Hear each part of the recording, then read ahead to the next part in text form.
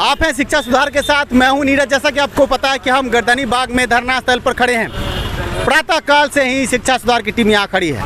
ऐसे में आज चिराग पासवान आए, कई बड़े नेता आए हैं और सभी के अभिभाषणों से आपको रूबरू कराएंगे। साथ में आज कई महत्वपूर्ण जानकारी आपको देनी है। आपको बता दें कि आज प्रातःकाल में सबसे पहले हम शिक्षा मंत्री के आवास गए थे, जहाँ हमने उनसे मुलाकात की। ऑफ कैमरा तो उन्होंने बहुत सारी बातें की। जैसे ही कैमरा ऑन हुआ और जब हमने सवाल किया कि गर्दनी बाग में आम अभ्यर्थी धरने पर बैठे हैं, सवाल से भाग गए शिक्षा मंत्री।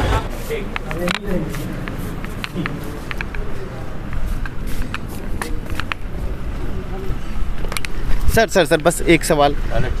सर ये जो सर सातवें चरण के संबंध में सर एक सवाल सर।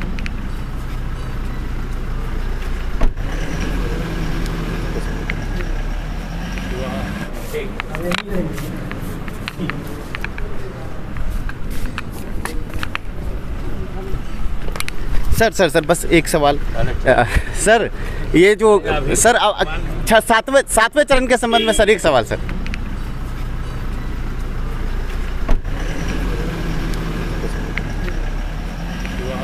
आप देख सकते हैं शिक्षा सुधार के सवालों से तंग आकर भागे हैं शिक्षा मंत्री।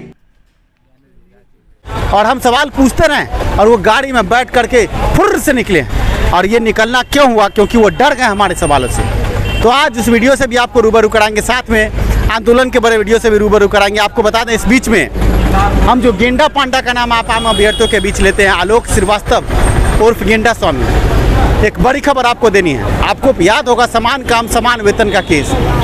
उसी केस से बहाली प्रक्रिया 5 साल तक रुकी रही सुप्रीम कोर्ट के आदेश के बाद। ऐसे में फिर से ये आलोक श्रीवास्तव, जिसका 4 महीना भी ज्वाइनिंग का भी नहीं हुआ है, ये फिर से एक केस कर रहा है कि उसे वेतनमान चाहिए। और ये वेतनमान का केस नहीं है, ये चंदा चोरी का केस है। क्योंकि वो चाह रहा है कि अब तो सीटेट बीटेट टेस्टेड अभ्यर्थी चंदा देंगे नहीं, तो अब जो शिक्षक नियोजित हो गए उनके पास तो तनख्वाह आ गया है, तो उस तनख्वाह से वो केस करने जा रहा है। विभिन्न व्हाट्सएप ग्रुपों में आपने एक स्क्रीनशॉट देखा होगा जिसमें पैसा मांगने का जिक्र है और वकालतनामा दिखाकर कहा जा रहा है आलोक श्रीवास्तव के द्वारा कि हमें पैसा दीजिए, हम वेतनमान के लिए केस करेंगे। आप समझिए कि ये कितना घटिया इंसान है। इसकी तो बहाली कहीं ना कहीं हो गई है। अभी आप हमारे पीछे देख रहे हैं कि गर्दनी बाग में 7वें चरण के नोटिफिकेशन के लिए हम अभ्यर्थी बैठे हैं। इस बीच में अभी ये बम छोड़ना, ये कहीं ना कहीं इन अभ्यर्थियों के ज़िंदगी के साथ खेलना है। आप समझिए, जैसे ही वेतनमान का केस होगा सरकार डरेगी। सरकार इसलिए डरेगी क्योंकि वो सोचेगी कि जो 4 महीना पूर्व जिसको ज्वाइन कराए वो वेतन मांग के लिए कि मान के लिए केस कर रहा है, तो इनको ज्वाइनिंग कराएंगे तो फिर आगे क्या होगा। आप भूले मत, समान काम समान वेतन का केस ऐसा ही केस था और जिससे बहाली पर स्टे लग गया था 4 साल। 2014 से 2018 तक बहाली प्रक्रिया पर सुप्रीम कोर्ट से रोक था। अब ये गेंडा चाह रहा है कि मेरी तो बहाली हो गई है, लेकिन आम सीटेट बीटेट और स्टेट अभ्यर्थियों की बहाली नहीं।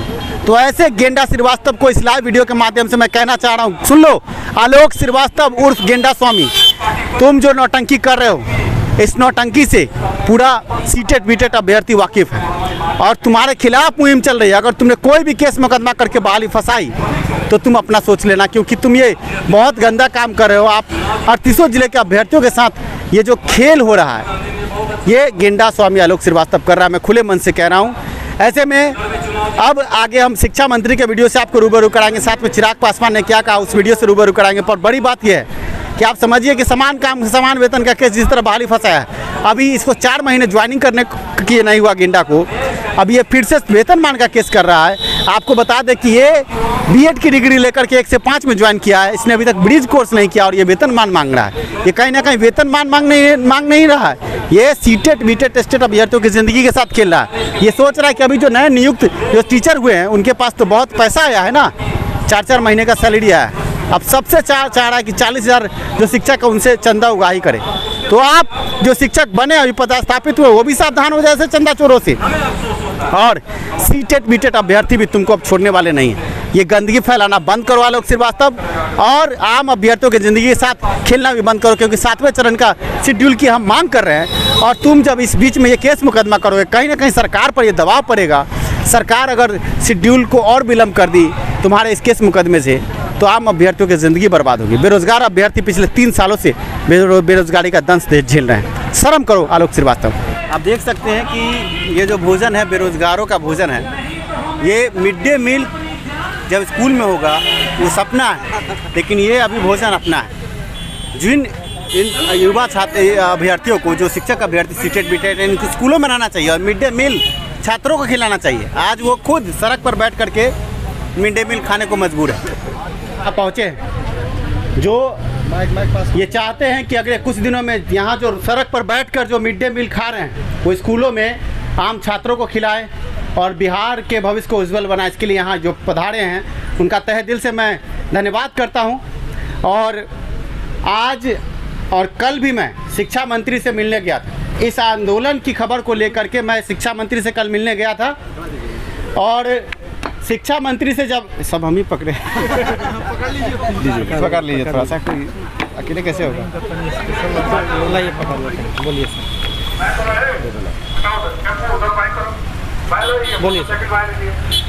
तो तमाम अभ्यर्थियों को कुछ बातें मैं आज बताना चाह रहा हूं कि मैं पिछले 2 दिनों से ये कोशिश कर रहा हूं कि जो भी शिक्षा मंत्री आपके मिठाई वाले बाबा विजय चौधरी हैं वो कुछ आपके लिए कुछ लच्छेदार फिर से बोल दें।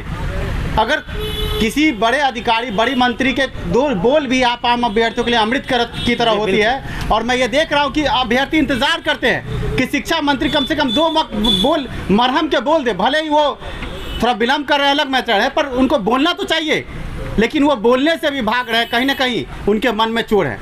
तो हुआ क्या कि मैं पहुंचा शिक्षा मंत्री के यहाँ कल, और कल मैंने ये बातें रखी कि सर आम सीटेट बीटेट अभ्यर्थी जो हैं वो गर्दनी बाग में आंदोलनरत हैं और पिछले 7-8 दिनों से आंदोलन चल रहा है। सर क्या होगा इनके शेड्यूल के बारे में, इनके विज्ञप्ति के बारे में आपकी सरकार जो कह रही कि सितंबर अक्टूबर और बीच में पंचायत चुनाव भी है, नगर निगम चुनाव भी है, तो कैसे होगा। तो उन्होंने कहा कि घबराइए नहीं, हमारा पूरा जो तंत्र है इसमें लगा हुआ है, हम काम कर रहे हैं, तुरंत आने वाला है। तुरंत का कब आएगा ये नहीं बताया। कई तरह की बातें और मैं वहाँ रख चुका हूँ, क्योंकि मैं सिर्फ सीटेट बीटेट नहीं, हम सभी की बात करते हैं। जो भी शिक्षा संबंधित जो भी मुद्दे हैं मैं सभी की बात करता हूँ, लेकिन खासकर आपकी बातें मैं कह रहा हूँ कि मैंने ये बातें वहाँ रखी कि कल रखने के बाद जब मैं वहाँ से सारी बातें समझाने के बाद कि सर कुछ कर दीजिए या कुछ बयान दे दीजिए या एक लेटर निकाल दीजिए, कम से कम आम अभ्यर्थी इस 45 डिग्री के गर्मी में बैठे नहीं रहे। मैं यहाँ पहुँचा तो पता चला कि कल पैदल मार्च है। मैं वहाँ भी गया, मैंने पूरा दिन वहाँ पर कवर किया। एक आप शिक्षा सुधार मेरा चैनल है, आप वीडियो देख सकते हैं। मैंने बढ़िया से कवर करके आपको जागरूक करने के लिए मैंने वो वीडियो बनाया। मुझे पैसे की लालच नहीं है और मैं ये कोशिश कर रहा हूँ कि आप आम अभ्यर्थी जो यहाँ आए हैं वो अपना 100% दे, तभी जा कर के ये नियुक्ति पत्र आपको मिलेगा, विज्ञापन जारी होगा। इस बीच आज फिर मैं शिक्षा मंत्री के यहाँ पहुँचा और आज मैं कड़े तेवर के साथ पहुंचा था। करीब 1 घंटा जब मैं पहुंचा हूं तो मेरे साथ और अभ्यर्थी भी थे। तो वहां जब मैं बैठा तो जैसे ही मेरा कैमरा और माइक देखे तो उन्होंने कहा जब कि आप लोग आइए, किसका क्या सवाल है। जब मैं ही पहले चला गया, बोला अरे आप अपना ये मिसाइल थोड़ा साइड रखिए। मिसाइल बोल रहा है उन्हें, इसको साइड रखिए, बैठिए, हम आपको देंगे। फिर वो वहाँ से गए, बहुत 1-1.5 घंटा उन्होंने सभी को संबोधित किया। कई तरह के मसले लेकर बहुत सारे लोग आते हैं, उनके अपने ज़िले से लेकर पूरे बिहार के शिक्षा मंत्री हैं। अंत में जब वो बाहर निकले हैं, फिर बैठे हैं, तो उनसे पूछे आपका सवाल क्या है। तो हम बोले कि सर कल आम अभ्यर्थियों पर लाठीचार्ज हो गया गर्दनी बाग में। हाय, लाठीचार्ज हो गया, जैसे लग रहा था कि सूत के उठे अभी। बोले सर आप सो के उठे। तो बोले वाले ने क्या बोले, शिक्षा मंत्री है, आदर रखना पड़ता है। तब कह रहे हमको तो पता ही नहीं चला। बोले सर बहुत व्यापक लाठीचार्ज हुए, आम अभ्यर्थी घायल हुए, 14 आदमी अरेस्ट है, आपकी सरकार इस पर कुछ कर नहीं रहे, कुछ बोलिए। कम से कम आम अभ्यर्थियों को आप कार्य नहीं करे, पर कम से कम अपने वाणी से मरहम तो दीजिए।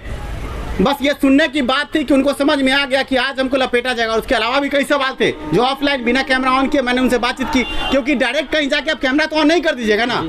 जब उन्होंने समझ लिया कि आज मुझे लपेटना, ये लपेट देगा, वो वहाँ से उठे और सीधे जाने लगे। बस हम कैमरा ऑन किया, पीछे पीछे दौड़े। हम वीडियो वो भी डाल देंगे शिक्षा सुधार के चैनल पर, आप देखिएगा।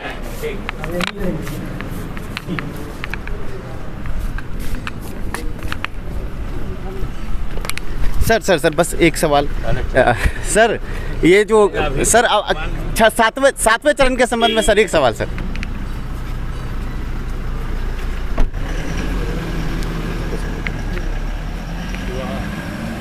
वो कभी भी वो खुद से दरवाजा नहीं खोलते, उनका एक पीए के दरवाजा खोलता है तब वो जाते हैं।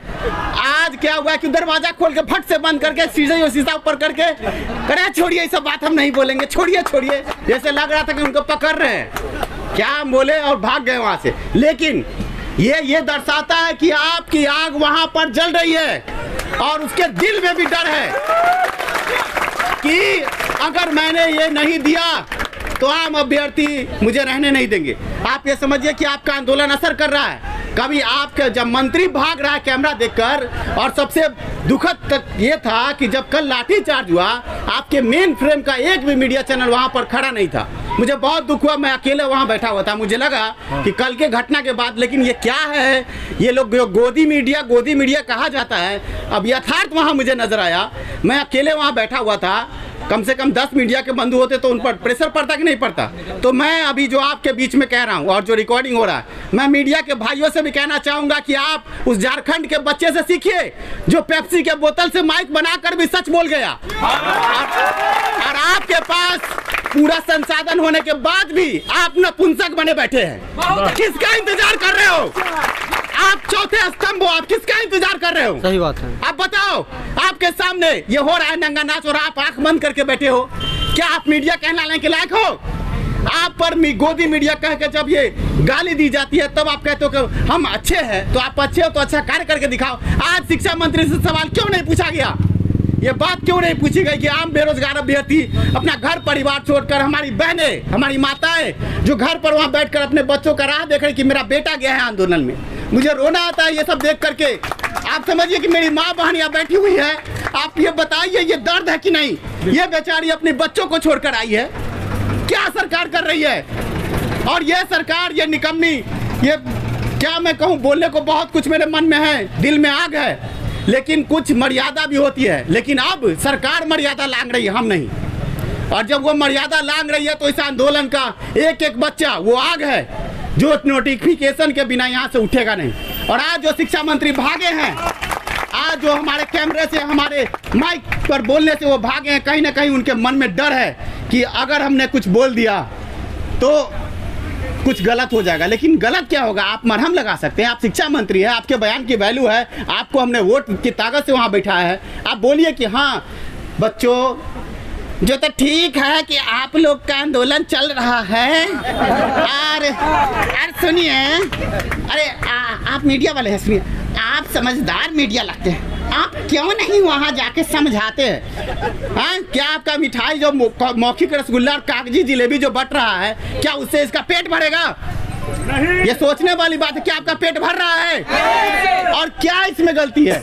सरकार को बस एक 5 IAS IPS की जो बड़ी फौज है, जो एसी कमरों में मलाई चापने में मशगूल है, उनको बैठाइए 5 को, और 5 को बैठा करके सीधे 10 मिनट के अंदर फैसला हो जाएगा। लेकिन भाइयों, सबसे दुखद ये है कि हमारा जो भारत है, जो कहता ना कि राम भरोसे, आपका भारत राम भरोसे चल रहा है। कोई भी अधिकारी काम करना नहीं चाह रहा है, कोई भी मंत्री काम करना नहीं चाह रहा है, और यही सबसे दुखद है। लेकिन मुझे इस बात की खुशी है कि आप युवा में वो आग जल रही है। हो कहीं भी आग, लेकिन आग जलनी चाहिए। और ये आग आने वाले 15 वर्ष के बाद इस बिहार को, इस भारत को बदलेगी, क्योंकि युवा अब जाग चुका है। और जब युवा जाग चुका है तो अब ये जो बूढ़े लोग हैं, जो बूढ़े तो जिनको अभी नाती पोता खिलाना चाहिए घर में, और ये जो मलाई काट रहे कितना दिन, बकरे की अम्मा कब तक खैर मनाएगी? बेटा तुमको भी इसी गर्दनी बाग में आ करके नौटंकी करना होगा। जब युवाओं की सरकार आएगी तो ये बूढ़ा लोग लाठी और चश्मा पहन के ऐसे ऐसे करते हुए आएंगे, और हम टेंशन हमारा हटा दिया गया है। तब हम कहेंगे कि बेटा तुम एक दिन हमको रोड पर खाना खिलाए थे, अब तुम खिचड़ी खाओ। और वो खिचड़ी नहीं, ऐसे लोग तो जेल की खिचड़ी खाएंगे जो शिक्षा विभाग में आग लगवा देते हैं अपना घोटाला छुपाने के लिए। अभी 10 दिन पहले की बात है क्या? और वहां पर मीडिया को नहीं जाने दिया गया, एक भी मीडिया ने एक शब्द नहीं बोला। ये क्या है? क्यों आग लगी? क्यों विश्वेश्वरैया भवन में आग लगी? कोई पूछता है क्या? पूछता है बेरोजगार बिहार का आम शिक्षा का अभ्यर्थी, क्यों लगाते हो आग? आग लगाना है तो मेरे शरीर में आग लगा दो, बात खत्म करो, है कि नहीं? जब तुमको आग ही लगाना तो मुझ में आग लगाओ। तुम चोरी क्यों करते हो? हम सीना ताने खड़े हैं आग लगवाने को। तो मैं अब यही बात को खत्म करूंगा, ज्यादा लंबा भाषण देने से नहीं होता है भाइयों। आप लोग लगे रहिए, भीड़े रहिए, शिक्षा सुधार आपके साथ खड़ा है। और मैं यही कहूंगा कि मैंने आज जो किया है, मैं लगातार जाऊंगा शिक्षा मंत्री के पास जब तक वो जवाब नहीं देंगे, मेरा सवाल वही रहेगा। तो उनसे मैं सवाल लगातार पूछूंगा। आप आम अभ्यर्थियों से यही कहूँगा कि घबराए नहीं। अगले 15 दिन में, मैंने कहा था अपने चैनल से कि 15 दिन के अंदर कुछ ना कुछ बड़ा होगा, तो मैं बोलता हूँ वो कहीं ना कहीं सोच समझ के बोलता हूँ। अगर 15 दिन आप और वेट कीजिए, लेकिन एक बात कहेंगे शांतिपूर्वक, हमें उग्र नहीं होना। वो चाह रहा है कि हम लोग थोड़ा सा उग्र हों और वो दमन से अपना दबा दे, लेकिन नहीं, हम उनको दिखा देंगे कि हम गांधीवादी है, हम अहिंसावादी है। हमें बस देश के संविधान पर भरोसा है और संविधान के साथ हम चल रहे हैं और हम जीतेंगे। धन्यवाद आप सभी का कि आप यहाँ हैं और बने रहिए, जुड़े रहिए। धन्यवाद।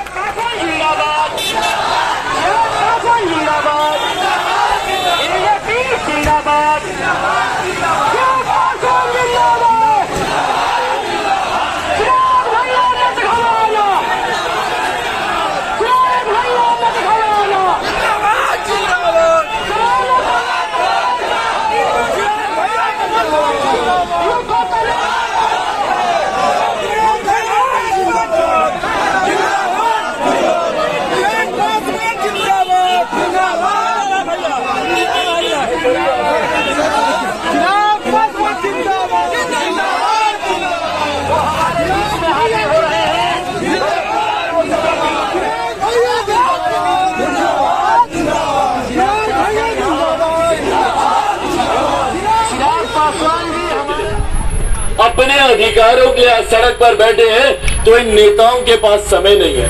भाई आप काम करें नहीं करें वो सेकेंडरी विषय है, पर कम से कम एक बार मिल तो ले। भाई आप लोगों से मिलकर अगर शिक्षा मंत्री बोलेंगे कि देखिए ये कठिनाई आ रही है, ये समस्या है, इतना समय और लगेगा, इतने समय के बाद हम लोग ये करेंगे, तो भैया हम लोग भी पढ़े लिखे लोग हैं, हम लोग भी समझेंगे इस बात को। पर बात बात पर हर बार तारीख पर तारीख, तारीख पर तारीख, तारीख पर न्यायिक प्रक्रिया के लिए ये फिल्म में हम लोगों ने एक डायलॉग सुना था, तारीख पर तारीख, तारीख कौन सी,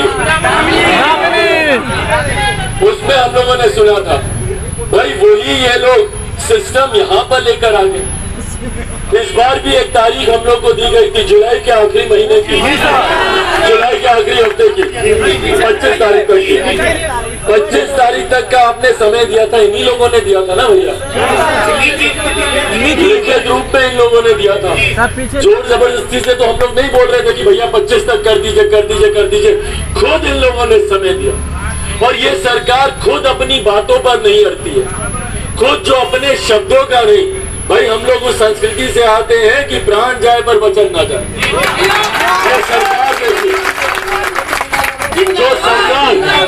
जो सरकार अपने शब्दों की नहीं, जो सरकार अपनी कही हुई बातों पर नहीं पूरा उतरती, सोचिए वो सरकार हम लोग का भविष्य क्या तय करेगी। और ये जब मैं बात कर रहा हूँ, मैं तमाम मीडिया के साथियों से आग्रह करूंगा, भाई लोकतंत्र का चौथा स्तंभ है आप लोग। आप लोग अगर इनकी आवाज नहीं बनेंगे तो कल को हमारे परिवार के बच्चे जब सड़क पर होंगे तब हम लोग को ये दिन याद आए। सोचिए सरकार से लोग क्या उम्मीद करेगा। तो हमने तो बिहारी फर्ज में इन तमाम समस्याओं का जिक्र हम लोगों ने किया है। तो मैं सिर्फ यहाँ पर इनको नैतिक या मौखिक समर्थन देने ही नहीं आया हूँ, पूरी पार्टी का पूरा संगठन मजबूती से इनके साथ है। और उन नीति निर्धारकों को, उन अधिकारियों को, उन नेताओं को, उन मंत्रियों को और मुख्यमंत्री नीतीश कुमार जी को निरंतरता में ये जानकारी उनको हम लोग देते रहेंगे जब तक हम लोग की मांगे पूरी। ये थी आज की पूरी दास्तां।